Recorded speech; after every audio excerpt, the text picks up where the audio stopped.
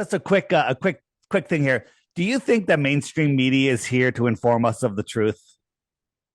Well, I personally don't believe in mainstream media. If you Very look at good. my Twitter post, Very I good. absolutely don't buy their propaganda.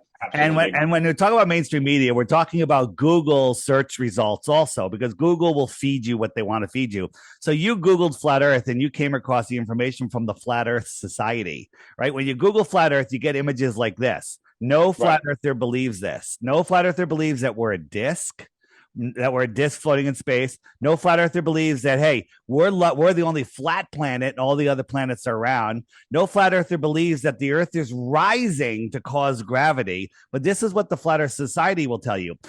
If flat earth was what the Flat Earth Society is, flat earthers would be crazy and insane. Okay. But that's not what flat earth is. That is a gatekeeping site to make you believe a bunch of nonsense. So you think the pictures of the Earth that we saw, I think 1969, I forgot the mission that was carried out, before any alteration software came in existence where you can Photoshop and do that, you think all of that was just a baloney? So you want to talk about the images and before Photoshop.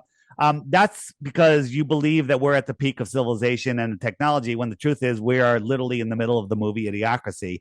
But these are all from NASA. Which one do you like? Because if one of them is fake, or 9 of them or 8 of them are fake, they're all fake. Okay. And these are all from NASA. Which one do you like the best? This is NASA's #1 photo of Earth. Okay. In 2012, it was taken. Okay. Here's the United States. You got Baja, Mexico, Florida, right? Here's the United States.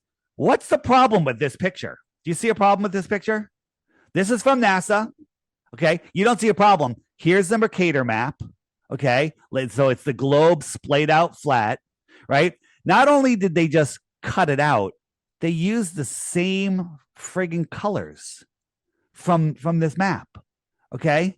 Now here's the problem. This is what they're showing us. When we're looking at this photo from this far away, this is like 1,000,000 miles away. Okay.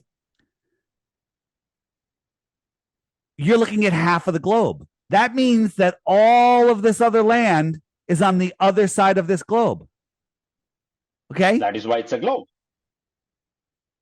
How does all of this other land fit on the other side of this globe when the United States is taking up half of this side? Is the United States? Look, here's the thing. This is where your mind short circuits. It doesn't make sense. This right here proves this is not a photo, that it's a painting. Okay. It proves it, right? But your mind is like, no, it can't. It can't be. It can't be, right? Well, you understand the Earth is huge. The Earth is big. It doesn't matter. Look at this. This is a photo. You want to say that photos are proof. That photo, how is the rest of this land on the other side of this ball, right? So because you are fixated on this specific picture. That's what I'm saying. You showed me 9 pictures, out of which you picked one picture, and you are making a case on that one picture that why United States of America takes so much space. She said I was fixated on that picture of the United States. Well, we got another picture from NASA, which shows the other side of the Earth. And it's just this. So all of this now should be on the other side. If you can't see the deception here, I can't help you. Okay. I've shown you both sides of the Earth. They don't match up with the other side of the Earth. They're paintings. That's it. Okay. They're paintings. Listen, I understand that is your belief. So where's the rest of this land? On the other side? Because when I showed you this on the other side, you said all of this was on the other side. Where's Russia? Where's Russia? Russia is on this side of the Earth. It's on the other side, but I showed you the other side of the Earth, and you said no. I'm fixated on that one side, right? I'm fixated on that one picture. There can be a lot of Photoshop pictures put up by flat earther believers as well. That's my counter to that. No. We don't have any photos of Earth. We don't have any photos of Earth. You have ones given to you by liars that you call NASA. Here's the other side again, right? All of this should be on the other side. But when I showed you, it's not. You just say that we have fake pictures of Earth. We don't have any pictures of Earth. You can't take a picture of the flat Earth. But you do believe the Earth is flat. Because it's testably, measurably, scientifically, provably flat without looking up into the sky or trusting pictures from But NASA. you just said you don't believe in science. No. I hold science's feet to the fire. I don't believe in pseudoscience. I believe you use pseudoscience, which you've only been using here, okay? But you haven't stated any actual science. We can go out and measure the curvature of the tires on your car, but nobody can measure the curvature of Earth. I showed you pictures showing that there is no curvature, photos that you can verify yourself, okay? And there's tons of these. We have videos and photos. There's a whole section on the app about flat Earth tests. We went out and did all the tests for you. You can look at it, verify it yourself, and go out and do it yourself if you want. But we show that there's no curvature. There's no curvature based on the radius that they tell us. This is the blue marble, a different image of the Earth. And all these clouds are photoshopped, okay? So, Robert Simmons, the NASA... Why do you think these clouds are photoshopped? Because it's made in Photoshop.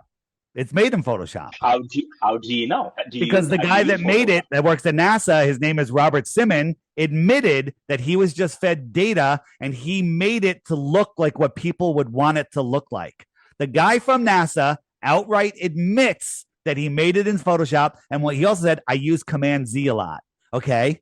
And so he made it in Photoshop. So you got the guy that made it admitting that it's that's it. And you still want to defend it. Which one of these do you like? Well, as you said, there are plenty of pictures to look at, right? We have millions and millions of pictures, and the point comes back to we have millions and millions of pictures. NASA doesn't have millions and millions of pictures. NASA has like 2 pictures, okay? That they want to. What about the pictures that we see on live from the space when they are outside on the space, where you can see the proper sphere picture of the globe Earth? Right? Yes, we call it globe. Go ahead, explain me that. Well, so you're saying that our eyes are playing tricks on that? No, they're playing tricks with green screens on you. That's what they're doing.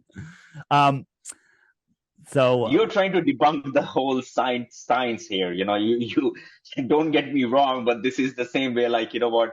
You're going against the science based on, once again, there is no proof. As I said, yes, you talked about the NASA.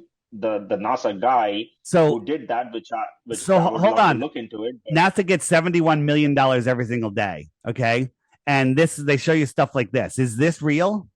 Is this real? Is this really what the globe looks like from the cupola? And I'm in the cupola. I would say so. Yes. Yeah. Well, it's not. I photoshopped it. I didn't Photoshop it. I just put a green screen, and here I am. This is not real. This is not real, but you believe it because you're seeing it, okay? Take away the cupola, okay? This is not real. To say that, that we believe that all cultures believed it, absolutely not. All cultures before us were flat Earth cultures.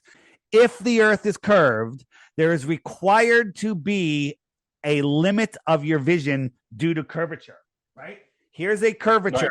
My mouth is behind this curvature. You can't see it. You can zoom in, makes no difference because there's a physical curve.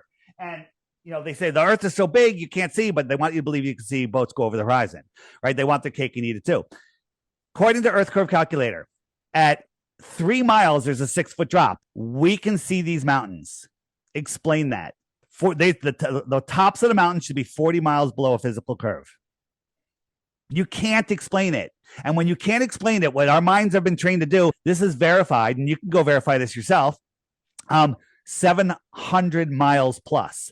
That means that there's 40 miles of curvature missing. The tops of these mountains should be 40 miles below a physical curve, but we can see them.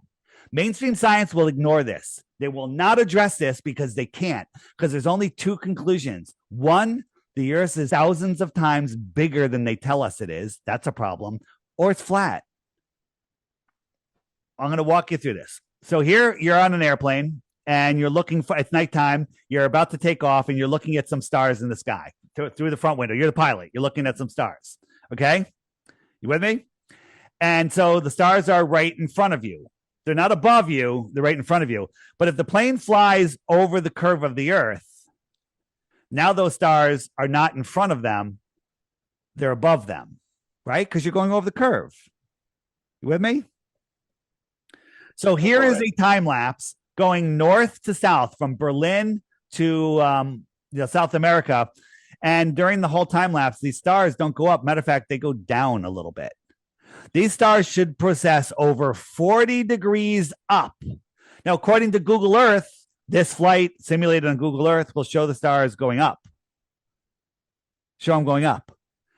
But there's none of that motion. Now, the globe trolls come out and go, that's because it's the spin of the Earth that's negating them. Well, that wouldn't be true because the Earth is spinning twice as fast as the airplane, so there would be some. But what it also would mean, in the opposite direction, they should now move twice as fast if they're being negated. And the pilots have filmed it in both directions, and never, ever do the stars precess like they would be required to if we're diving over a ball. These stars in front of me, these stars right here, if my fingers are stars, right? They would require to be over my head as I go over the ball, but they never do. They never do this. A computer simulation shows you what they should do. Reality shows you something else. Here's your claim. All my senses feel like I'm not moving because I'm too small. The Earth is too big. All my senses feel like I'm not moving. All my senses tell me that all the lights in the sky are moving. Therefore, but I have to believe that I'm moving and they're all stationary. Flat Earthers go out. We see the stars move. Yes, the stars are moving. The sky is moving.